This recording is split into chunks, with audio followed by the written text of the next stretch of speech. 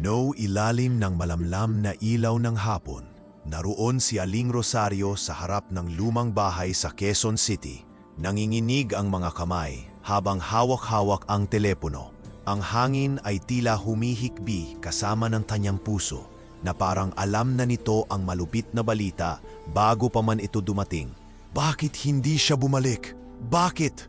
Bulong niya sa sarili, halatang pilit na pinipigil ang luha. Isang kakaibang katahimikan ang bumalot sa paligid. Ang mga tunog ng kalsada ay nagmistulang malayo, tila nagiging background lamang ng kanyang walang katapusang pasakit. Hindi niya alam kung paano niya haharapin ang mga susunod na araw. Ang anak niyang si Marco, 17 taong gulang, ay hindi na umuuwi mula nang huling umalis siya papuntang Maynila para sa kanyang trabaho. Ang bawat minuto ay tumitimbang ng parang 1 toneladang bato sa dibdib ni Rosario. Ulong ng hangin sa mga puno ng mangga sa bakuran ay parabang nakikinig sa kanyang hinagpis. Marco, anak, ano ang nangyari sa iyo? Ang mga mata niya ay namumugto, naglalakad-lakad sa maliit na sala. Palihim na hinahaplos ang lumang larawan ng kanyang pamilya na nakasabit sa dingding. Makikita sa larawan si Marco, masigla, nakangiti habang hawak ang kanyang paboritong laruan. Ang bawat detalye ay sumisigaw sa puso ni Rosario ng mga alaala na ngayon ay parang pangarap lamang. Ang tunog ng telepono ay muling umalingaw-ngaw. Nang buksan niya, wala ring sagot. Tanging mensahe, hindi maabot. At sa kanyang isipan, isang katanungan ang paulit-ulit na sumasagi. Paano kung hindi na siya babalik? Ang katahimikan ng bahay ay nagiging kasindak-sindak. Sa harap ng kawalang kaalaman, ang kanyang isip ay bumalik sa mga nakaraang araw, sa mga sandaling tila ordinaryo, ngunit ngayon ay puno ng hiwaga at pangamba. Noong nakaraang taon, si Rosario ay nakatira sa isang simpleng bahay sa Barangay Santolan, Pasig. Ang bawat araw ay puno ng masayang tawanan kasama ang kanyang pamilya.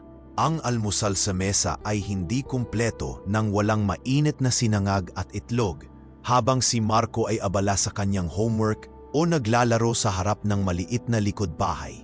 Si Aling Rosario, bagamat pagod sa trabaho bilang mananahi sa lokal na tindahan, ay palaging naglalaan ng oras upang makipagkwentuhan sa kanyang anak.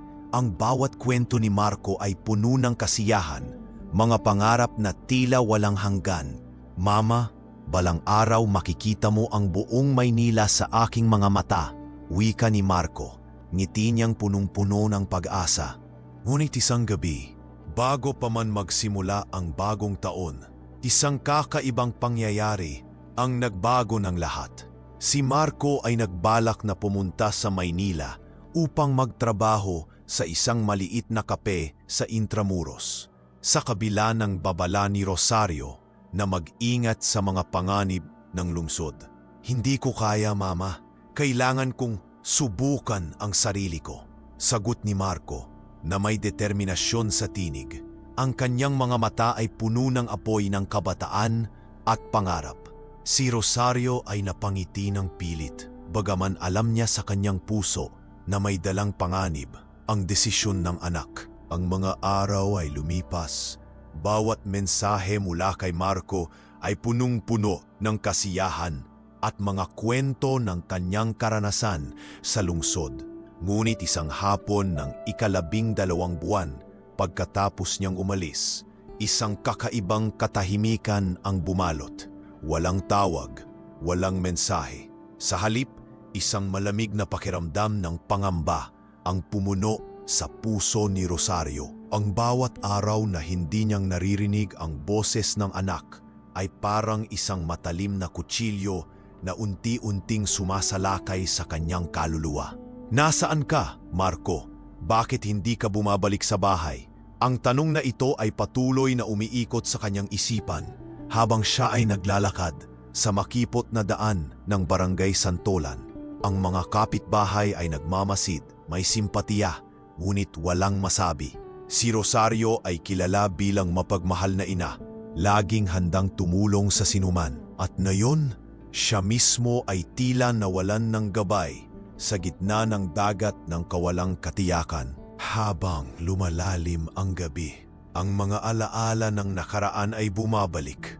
Si Marco, isang batang masigla at palakaibigan, ay laging handang tumulong sa kapwa-bata sa kalye.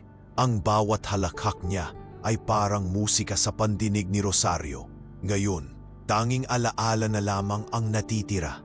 Ang bahay ay tahimik at ang bawat sulok ay puno ng mga bagay na nagpapaalala sa kanya ng pagkawala.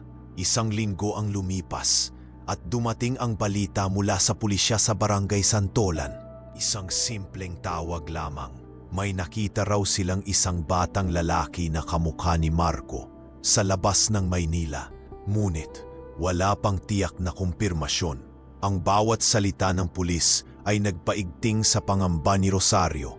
Ang kanyang mundo ay nagmistulang gumuho at ang bawat hakbang ay nagiging mabigat sa paglakad. Sa kanyang kawalan ng tulog at walang katiyakan, si Rosario ay bumalik sa kanyang lumang diary. Nagbubukas ng pahina na may mga sulat mula kay Marco. Ang bawat salita ay puno ng pangarap, pangako at pagmamahal. Mama, hindi kita pababayaan. Balang araw makikita mo ang bunga ng aking pagsusumikap. Ang kanyang luha ay bumagsak sa papel, tila kasama ang bawat pangarap na ngayon ay tila napalayo sa kanyang abot. Habang siya ay naglalakad sa labas ng bahay sa unang umaga ng Pebrero, naramdaman niya ang malamig na simoy ng hangin sa kanyang mukha. Ang araw ay sumisilip sa mga bubong ng Quezon City. Ang mga kalye ay unti-unting nagigising, ngunit sa kabila ng liwanag, ang kanyang puso ay nananatiling nasa dilim. Ang bawat tunog, bawat kilos ng tao sa paligid ay nagpapaalala sa kanya kay Marco. At sa bawat sagot na hindi dumating, ang pangungulila ay nagiging masakit na realidad. Napansin niya ang maliit na tindahan sa kanto na madalas nilang pinupuntahan ni Marco.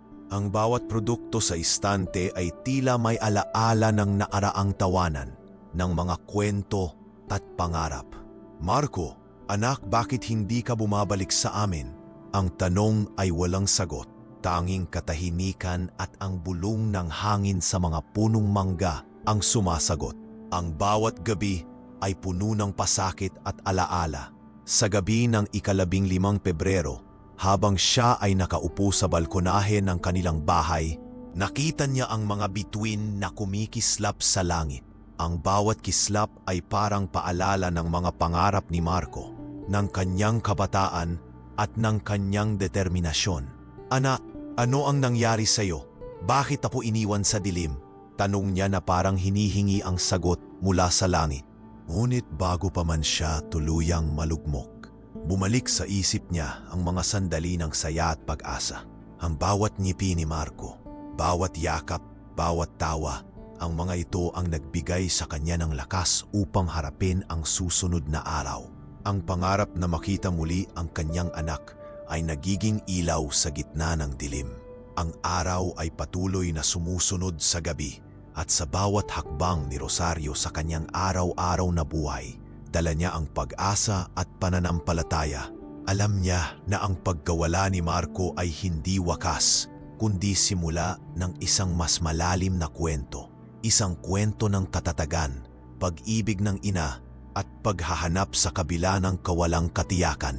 Ang mga araw ay patuloy na lumilipas, ngunit ang kawalan ni Marco ay nag-iiwan ng puwang na parang walang hangganan sa puso ni Rosario. Isang hapon ng 12 Pebrero, habang naglalakad siya sa kahabaan ng Estero de San Miguel, naarinig siya ng kwento mula sa mga kapitbahay na tila maliit lamang ngunit nagdulot ng matinding takot sa kanyang dibdib.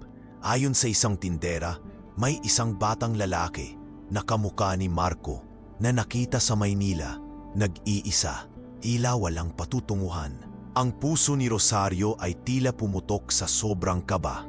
Hindi niya alam kung ito ba ay tunay o isa lamang maling balita, ngunit ang pangamba ay kumakapit ng parang malamig na kumot sa kanyang kaluluwa. Hindi nagtagal, ang unang suliranin ay dumating. Ang kanyang asawa, si Mang Ernesto, ay nagpasya na makipag-usap sa isang lokal na fixer sa Maynila upang alamin ang kinaroroonan ni Marco. Rosario, kailangan nating gawin ang lahat para hanapin siya. Hindi natin pwedeng pabayaan ang anak natin, sabi ni Ernesto habang ang kanyang mga mata ay puno ng pangamba at determinasyon. Ngunit si Rosario, bagaman sumasang-ayon, ay ramdam ang bigat ng kanyang puso. Ang bawat hakbang patungo sa Maynila ay parang hakbang sa isang gubat na puno ng dilim at panganib. Habang sinusundan nila ang bawat lead, nadiskubre nila ang unang malaking balakid. Maraming tao sa paligid ni Marco sa Maynila ang tila nagtatago o ayaw makipagtulungan. Ang batang lalaki ay nakaranas ng kalupitan sa kanyang paglalakbay. Isang simpleng trabahador sa kafe na palaging pinagsasamantalahan ng kanyang mga nakatataas. Ang bawat detalye na naibabahagi sa kanila ay parang suntok sa sikmura ni Rosario. Ang kanyang anak na dati ay masigla at masayahin, ngayon ay tila nawala sa gitna ng isang lungsod na puno ng panganib at lihim. Sa gitna ng kawalan ng katiyakan, isang kakaibang lihim ang lumitaw. May mga pagkakataon na si Marco ay nakikilala sa isang maliit na barangay sa tabi ng Pasig River. Ngunit tila may isang misteryosong tao na palaging sumusunod sa kanya. Ang pangalan ng taong ito ay si Don Javier, isang mayamang negosyante na may impluensya sa paligid. Hindi malinaw ang kanyang layunin, ngunit ang takot ay naramdaman ni Rosario na tilang hindi lang simpleng pagkawala ang kinakaharap nila. May nakatagong panganib na bumabalot sa anak niya. Habang lumalala ang sitwasyon, unti-unti ring nabubunyag ang mga tensyon sa kanilang pamilya. Ang kanyang asawa, Mang Ernesto, ay nagiging mas matindi sa kanyang mga desisyon. Minsan nagiging mainitin ang ulo. Rosario, kailangan nating kumilos agad. Hindi natin pwedeng hintayin na mawala siya. Sigaw niya isang gabi, habang ang malamig na hangin ng Pebrero ay pumapasok sa bintana ng kanilang kwarto. Ang mga salita niya ay puno ng kabalisahan, at si Rosario ay nararamdaman ang pagkasakal ng kanyang sariling damdamin. Nais niyang manatiling matatag, ngunit ang bawat pangyayari ay tila humahalo sa kanyang lakas at pag-asa. Sa isang gabi ng 15 Pebrero, habang nag-iisa si Rosario sa kanyang kwarto, binuksan niya muli ang mga sulat ni Marco. Isa sa mga huling mensahe ay nagsasabing, "Mama, huwag kang mag-alala.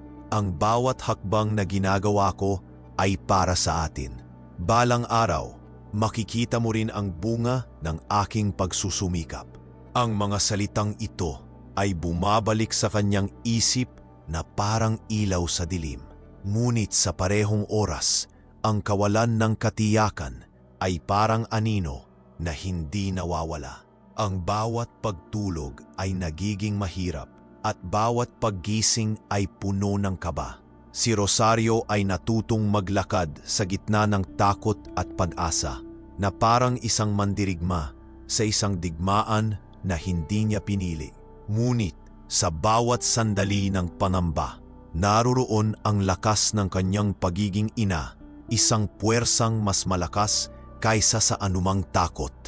Sa barangay, ang mga kapitbahay ay patuloy na nagmamasid. May mga nag-aalok ng tulong, ngunit marami rin ang nagtataka sa pagkawala ni Marco. Ang usap-usapan ay nagiging boses ng presyon sa puso ni Rosario. Bakit hindi siya bumalik? Ano ang nangyari sa batang iyon? Ang mga tanong ay walang sagot, at ang bawat sagot na natatanggap ay punong-puno ng pangamba o kawalang katiyakan. Ngunit habang lumalala ang pangyayari, isang kakaibang pagkakataon ang dumating. Isang kaibigan ni Marco mula sa kape sa Intramuros, si Lito, ay nagpadala ng lihim na mensahe kay Rosario. "Aling Rosario, may balita ako tungkol kay Marco. Hindi siya ligtas sa lugar na kinaroroonan niya.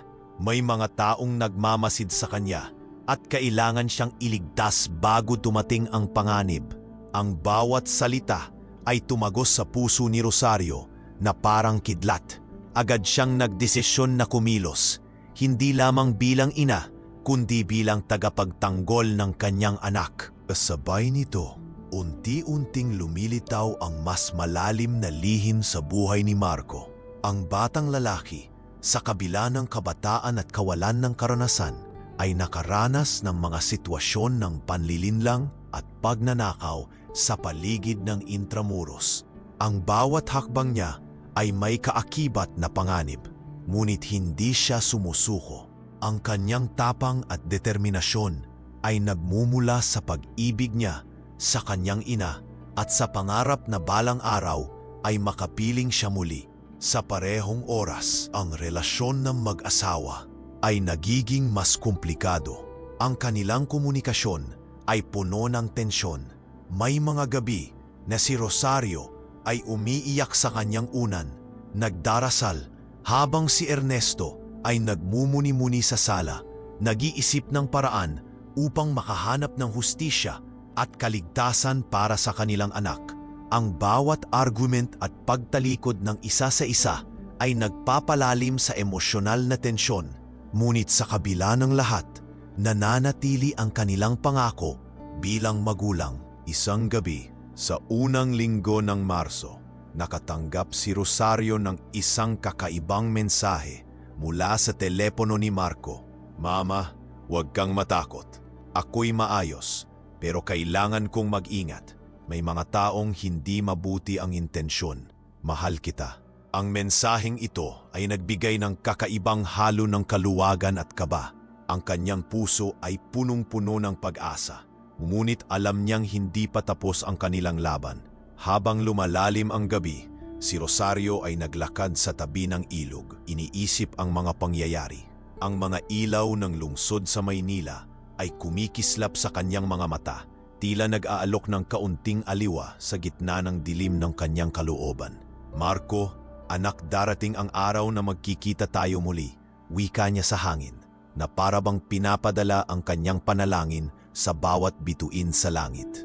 Ang bawat sandali ay nagiging bahagi ng masalimuot na kwento ng paghihintay, pag-asa, at pakikibaka. Ang pagkawala ni Marco ay hindi lamang pagsubok sa kanya bilang ina, kundi isang paglalakbay na magtuturo ng lakas, katatagan, at pagmamahal na walang kapantay. Sa kabila ng lahat ng panganib, si Rosario ay patuloy na naglalakbay sa gitna ng kawalang katiyakan. Dala ang kanyang panalangin, kanyang tapang, at ang walang hanggang pag-ibig para sa kanyang anak. Ang bawat araw ay bagong laban, bawat gabi ay bagong panalangin, ngunit sa bawat hakbang ay may kasamang liwanag ng pag-asa. Ang unang liwanag ng Marso ay sumilip sa Quezon City. Ngunit ang puso ni Rosario ay nananatiling nalulunod sa dilim ng pangamba. Ang mga nakaraang balita mula kay Lito, ang kaibigan ni Marco sa kafe, ay nagbukas ng isang bagong mundo ng panganib. May mga taong may intensyon na ilayo si Marco, at ang bawat hakbang niya sa Maynila ay sinusubaybayan. Sa halip na magbigay luwag, ang mensaheng ito ay nagdulot ng mas malalim na takot. Ang bawat minuto ay tila tumitimbang sa dibdib ni Rosario.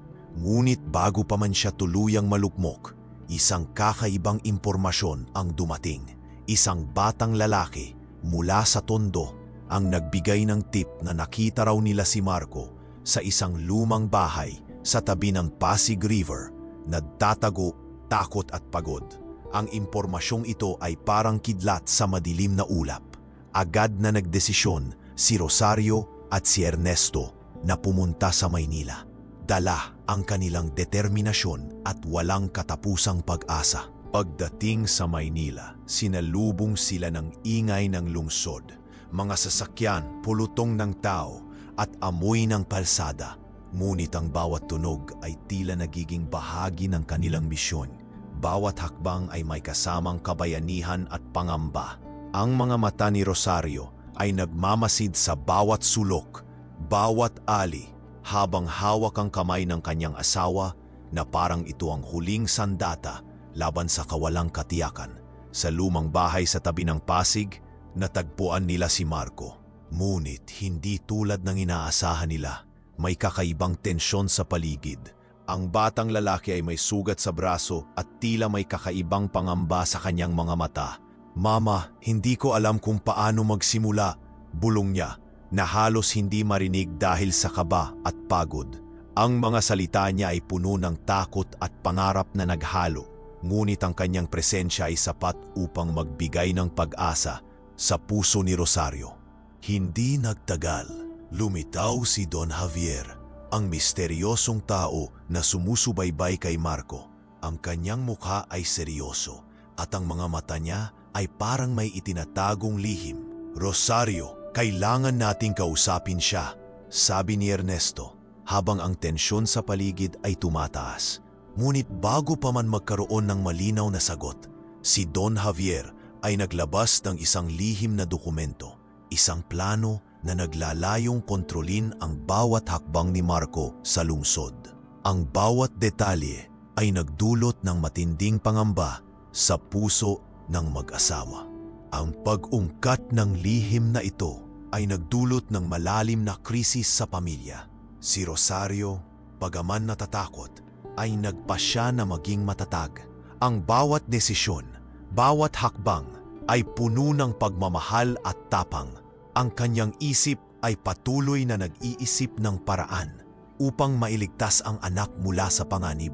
Sa bawat gabi, habang napaupo sa lumang upuan sa balkonahe, iniisip niya ang mga sandali ng nakaraan, ang mga tawanan ni Marco, ang mga pangarap na kanilang pinangarap, at ang walang hanggang pag-ibig ng isang ina. Sa mga sumunod na araw, nakaranas si Marco ng mas matinding panganib. Ang bawat kilos niya ay sinusubaybayan at may mga pagkakataon na halos mawalan siya ng pag-asa. Ngunit sa kabila ng lahat, ang alaala ng kanyang ina at ang pangakong palang araw ay makakasama siya muli ay nagbibigay ng lakas. Ang bawat hakbang ay tila laban sa isang digmaan, ngunit ang kanyang tapang ay hindi matitinag. Si Rosario naman, sa kanyang bahagi, ay nakaranas ng matinding emosyonal na pagod. Ang bawat sandali na wala si Marco ay nagdudulot ng sakit at pangungulila. Ngunit sa halip na sumuko, ang bawat luha ay nagiging lakas. Ang bawat pangamba ay nagiging determinasyon. Ang kanyang pagmamahal sa anak ay nagsisilbing ilaw sa gitna ng dilim. Isang gabi, habang nakaupo sa tabi ng Pasig River, nagmuni-muni si Rosario. Ang mga ilaw ng lungsod ay kumikislap sa kanyang mga mata. Ngunit ang mga alaala ni Marco ay mas maliwanag pa. "Anak, kahit gaano mang kahirap, hindi kita iiwan," wika niya habang ang hangin ay sumasayaw sa kanyang buhok. Ang bawat salita ay puno ng damdamin at ang kanyang puso ay nagiging sandata laban sa kawalang katiyakan. Sa parehong oras, si Marco ay nakatagpo ng isang kakilala mula sa nakaraan, si Tonyo, na matagal nang nagmamalasakit sa kanya. "Marco, kailangan mong maging maingat. May mga taong hindi mo dapat pagkatiwalaan," babala ni Tonyo, habang ang kanilang mga mata ay nagkakatinginan na puno ng pangunawa at pangamba. Ang bawat kwento ni Tonyo ay nagbukas ng mas malalim na pangunawa kay Marco sa kanyang sitwasyon. Ngunit sa parehong oras, nagdulot din ito ng mas matinding takot. Ang mga araw ay nagiging magulong halo ng pangamba at pag-asa. Ang bawat mensahe mula kay Lito, ang bawat tip mula sa Tondo, at ang bawat kwento mula kay Tonyo ay bahagi ng masalimuot na kwento ng pagtawala, panganib at paghahanap. Ngunit sa bawat hakbang, naroon ang lakas ni Rosario, isang ina na handang gawin ang lahat para sa kanyang anak. Sa gitna ng lahat ng ito, nagkaroon ng sandali ng katahimikan. Si Rosario ay nagmuni-muni sa kanyang lumang diary. nagbabalik sa mga alaala ng masayang araw kasama si Marco. Ang bawat tawa, bawat yakap, at bawat pangako ay bumabalik sa kanyang isip, nagbibigay ng lakas at pag-asa. Ang kanyang puso ay napupuno ng damdamin na nagpapahiwatig ng walang katapusang pagmamahal. Isang pagmamahal na hindi matitinag ng oras, distansya o panganib. Ngunit bago pa man matapos ang gabing iyon, isang bagong balita ang dumating. Isang lihim na dokumento mula kay Don Javier ang nagsiwalat ng plano upang manipulahin si Marco sa mga darating na linggo. Ang bawat detalye ay puno ng intriga at panganib. Ngunit sa halip na matakot, si Rosario ay nagpasya na kumilos. Ang kanyang determinasyon ay nagmumula sa walang katapusang pagmamahal sa kanyang anak at ang pangakong hindi siya pababayaan. Sa pagpasok ng ika-14 na Marso, si Rosario at Ernesto ay nagplano ng isang tahimik ngunit masusing operasyon upang iligtas si Marco mula sa kamay ng panganib. Ang bawat hakbang ay pinag-isipang mabuti. Bawat kilos ay may kasamang taktikang maingat. Sa kabila ng kaba at pangamba, ang kanilang puso ay puno ng pag-asa. Pag-asa na balang araw ay magkakasama muli bilang isang pamilya. Habang naglalakad si Rosario sa tabi ng ilog sa unang umaga ng Marso, naramdaman niya ang lamig ng simoy ng hangin sa kanyang mukha na tila nag-aanyaya sa kanya na manatiling matatag. "Anak, darating ang araw na magkikita tayo muli. Hindi ka na mawawala sa akin," bulong niya na punong-puno ng panalangin at determinasyon. Ang bawat sandali ng paghihintay, bawat luha at bawat sakripisyo ay nagiging bahagi ng masalimuot na kwento ng pag-ibig, tapang at katatagan. Sa gitna ng panganib at kawalang katiyakan, si Rosario ay patuloy na naglalakad. Dala ang kanyang panalangin, pagmamahal at walang hanggang pag-asa. Ang bawat araw ay laban, ngunit ang kanyang puso ay nananatiling matatag, handang harapin ang anumang hamon para sa kanyang anak. Ang unang liwanag ng hapon sa Quezon City ay bumalot sa lumang bahay ni Rosario, ngunit ang puso niya ay puno ng kaba at pag-asa ng sabay. Sa wakas, sa harap ng lumang bahay sa tabi ng Pasig River, nakita niya si Marco, nakaupo sa tabi ng ilog, pagod at sugatan, ngunit buhay pa. Ang bawat hakbang ni Rosario patungo sa kanyang anak ay tila mabigat, ngunit puno ng determinasyon. "Marco, anak ko, nandito na ako," bulong niya na halos hindi marinig ng iba. Ngunit bawat salita ay puno ng damdamin na hindi kayang itago ng mundo. Si Marco, bagaman nakaramdam ng pagod at takot, ay nagulat sa biglaang presensya ng kanyang ina. Ang mga mata niya ay punong-puno ng luha at ang kanyang katawan ay nanginginig. "Mama, hindi ko alam kung paano ko haharapin ang lahat," wika niya. Ngunit ang bawat salita ay naantala ng damdamin. Si Rosario ay lumapit, hinaplos ang kanyang buhok at hinawakan ang kanyang mukha. Ang init ng kamay niya ay nagbigay ng kakaibang kapanatagan sa puso ni Marco. "Anak, nandito na ako. Lahat ay magiging maayos," sagot niya na may malalim na halakhak at luha na sumasabay sa kanyang tinig. Ngunit bago pa man sila tuluyang magkaayos, ang paligid ay nagmistulang nagbago. Lumitaw si Don Javier, ang misteryosong tao na nagbabantay kay Marco. Ang kanyang mukha ay seryoso. Ang mga mata ay puno ng misteryo. "Rosario, Marco, may mga bagay na dapat nating pag-usapan," wika niya. Ngunit sa kabila ng tensyon, ang presensya ni Rosario ay nagbigay ng lakas sa kanyang anak. Ang konfrontasyon ay maikli, ngunit puno ng tensyon. Si Don Javier ay nagpakita ng mga dokumento at ebidensya na nagpapakita ng kanyang mga plano at layunin sa buhay ni Marco. Ang bawat detalye ay nagdulot ng kaba, ngunit sa parehong oras, nagbigay rin ito ng kaliwanagan. Napagtanto nila na ang bawat hakbang ay puno ng intriga, Ngunit sa pamamagitan ng tapang at pagmamahal, ang panganib ay mapagtatagumpayan. Sa wakas, nagkaroon ng katahimikan. Si Marco ay lumapit sa kanyang ina, hinawakan ang kanyang kamay at humarap sa kanya ng buong tapang. "Mama, salamat po sa pagpunta sa akin.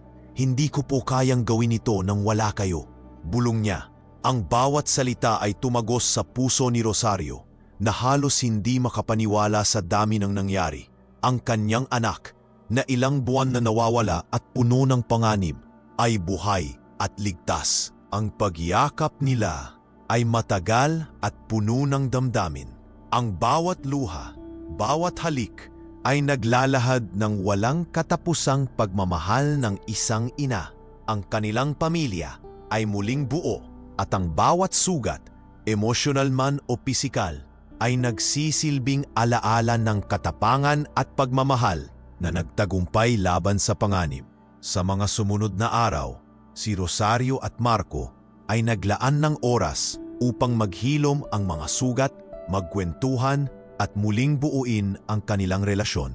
Ang bawat ngiti, bawat tawa ay tila musika sa pandinig nila at ang bawat kwento ng nakaraan ay nagiging pundasyon ng mas matibay na pagmamahal.